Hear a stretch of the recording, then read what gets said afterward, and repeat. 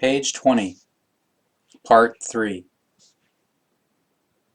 When a human being starts a garden, then it is certain that some form of plant life will be produced in it, regardless of whether the piece of land is cultivated and tended or is grossly neglected. It is also exactly like this with the consciousness, because depending on whether it is intelligently maintained or is neglected, it brings forth either rich, healthy, and neutral positive equalized, mightful thoughts, which are creative and progressive, or mightful, wildly growing, negative thoughts, which have a confusing and destructive effect. If no useful seeds are spread in a garden, rather only weeds, or if everything is left to fate, then only weeds and the like grow, with the possibility that between them perhaps someday a meager flower sprouts. However, if useful seed is sown and useful plants are planted, then plants which are useful to the human being will also emerge from them. It is the same for the consciousness, which can be compared to a garden. If good, healthy, and neutral positive equalized thoughts are nurtured, then they bring a good harvest in the form of progress, success, love, peace, and harmony. If, however, bad, negative thoughts are allowed, then they proliferate luxuriously, like wildly growing weeds, which displace everything which is not of their kind, and consequently take the upper hand to such a degree that nothing positive is able to grow, is able to gain ground any more.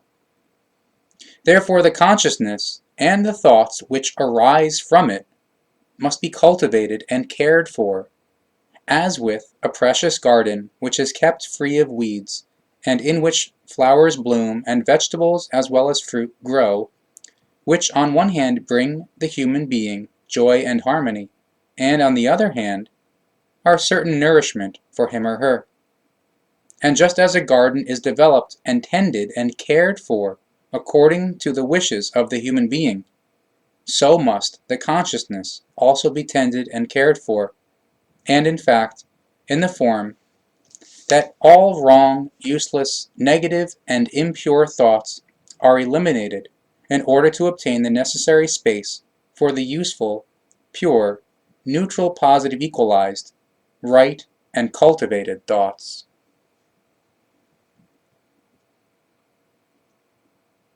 Once the human being learns to think correctly, then he or she also learns to use the might of his or her thoughts correctly.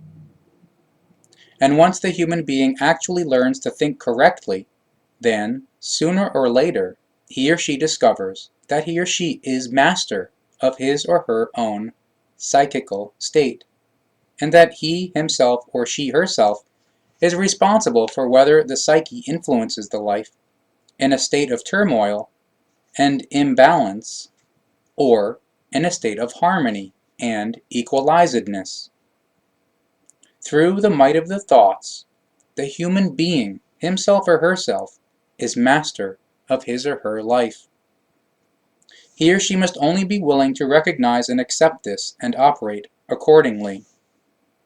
Once he or she does that, then he or she reveals to himself or herself the laws of thinking and the might of his or her thoughts.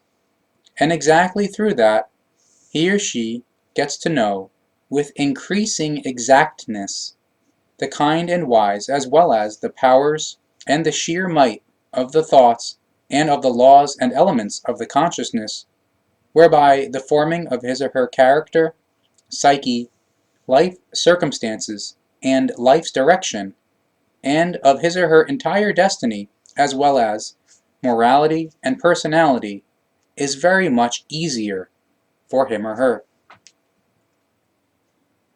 First and foremost, the human being's character is the product of his or her own practical experiences, living experience, and the product of the actual realization and personal utilization of his or her own thoughts.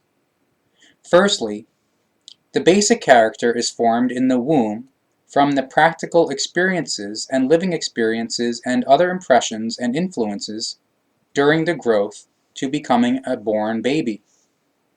Then, after birth begins the formation of the life character, which emerges from the world of feelings and world of thoughts, which are influenced by the external as well as self-educational factors, and by all the influences on life from the environment.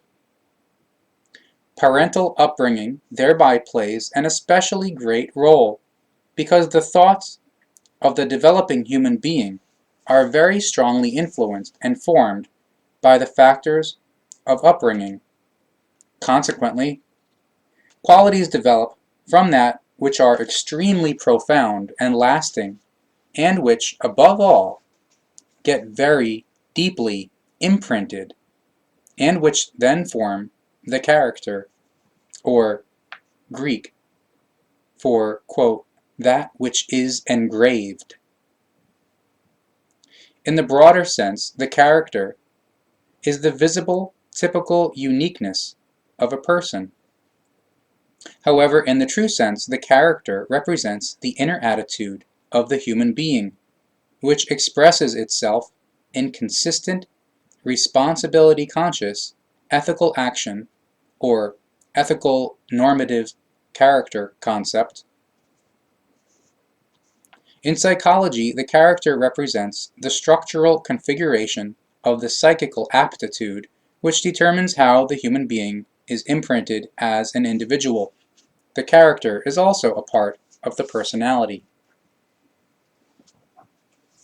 The human being's thinking and his or her character are therefore closely joined together.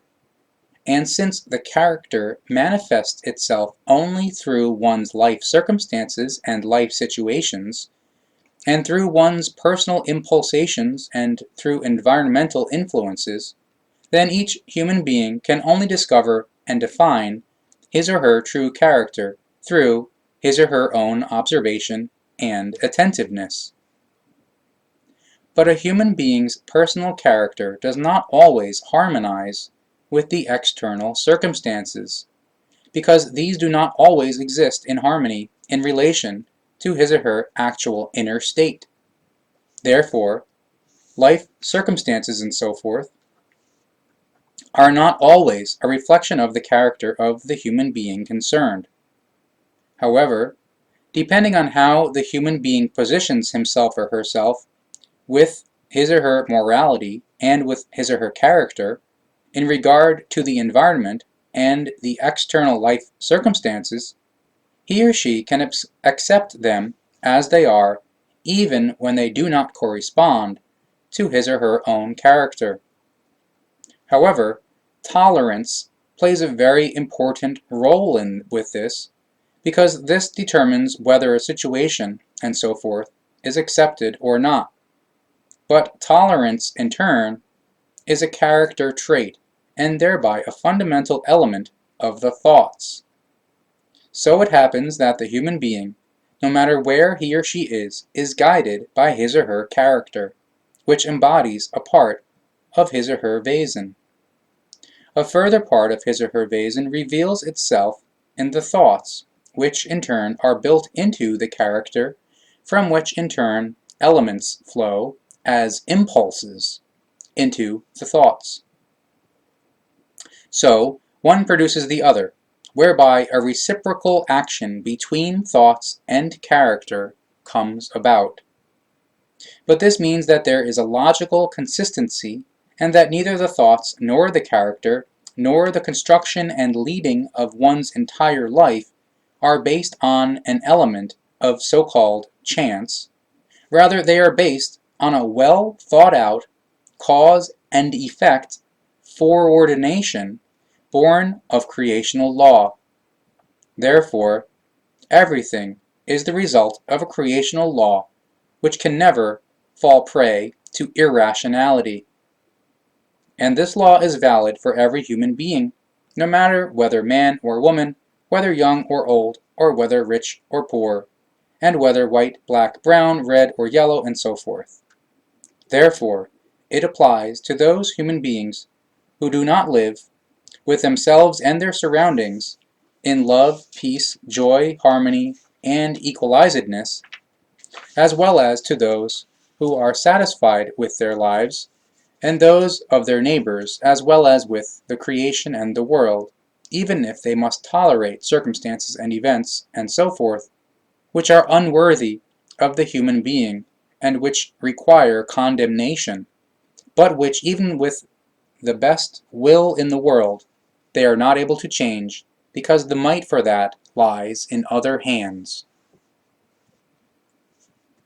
The might of the thoughts determines the state of the psyche, and, self-evidently, the mode in which the consciousness works.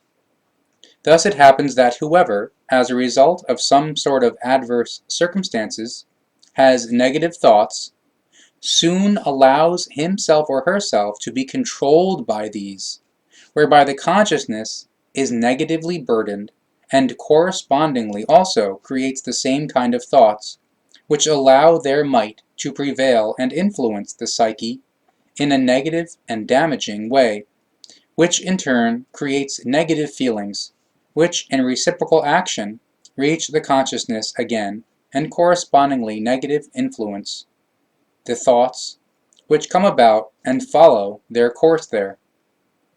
As a result of this reciprocity, a vicious circle comes into being, which brings about increasingly negative effects because the might of the thoughts becomes ever stronger.